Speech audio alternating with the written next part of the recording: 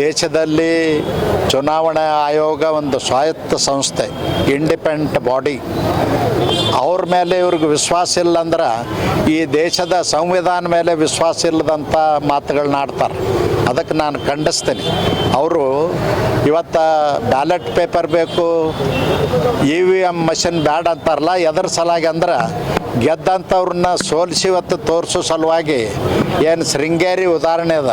ಇದು ಶೃಂಗೇರಿ ಉದಾಹರಣೆ ಒಂದು ಅಲ್ಲ.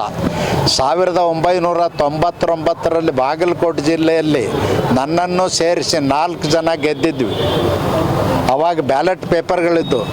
ಬ್ಯಾಲೆಟ್ ಪೇಪರ್ಗಳನ್ನ ಈ ಕಡೆಯಿಂದ ಆ ಕಡೆ, ಆ ಕಡೆಯಿಂದ ಈ ಕಡೆ ಮಾಡಿ ನನ್ನ 334 ಹೋಟ್ಲೆ ಸೋಲಿಸಿದ್ವಿ ಅಂತೇಳಿ ಡಿಕ್ಲೇರ್ ಮಾಡಿದರು. ಅದೇ ರೀತಿ 130 ಹೋಟ್ಲೆ ಬಾಗಲಕೋಟ್ನಲ್ಲಿ ಮಾಡಿದರು, 390 ಹೋಟ್ಲೆ ಬಾದಾಮಿಯಲ್ಲಿ ಮಾಡಿದರು, 780 ಹೋಟ್ಲೆ ಹುನಗುಂದಲ್ಲಿ ಮಾಡಿದರು. ಎಲ್ಲರನ್ನೂ ಸೋಲಿಸಿದ್ದೀವಿ ಅಂತ ಕಳಿಸಿದರು. ರೀಕೌಂಟಿಂಗ್ ಸುದ್ದ ಅಲೋ ಮಾಡಲಿಲ್ಲ. ಯಾಕಂದ್ರೆ ಅವತ್ತು ಇದು ಬಂದುಬಿಡ್ತು, SM ಕೃಷ್ಣ ಅವ್ರದ್ದು ನೇತೃತ್ವದಲ್ಲಿ ಸರ್ಕಾರ ಬಂತು ಅಂತೇಳಿ ನಮ್ಮನ್ನು ಹೊರಗೆ ಹಾಕಿದರು. ಯಾರೇ 100-200 ಓಟ್ನಾಗ ಸೋತಾಗ ರೀಕೌಂಟಿಂಗ್ ಮಾಡ್ತಾರಲ್ಲ, ರೀಕೌಂಟಿಂಗ್ ಅರ್ಜಿ ಸುದ್ದ ತಗೋಕೊಡ್ಲಿಲ್ಲ. ಕಾಂಗ್ರೆಸ್ನವ್ರು ದುರಾಡಳಿತ ಇದು.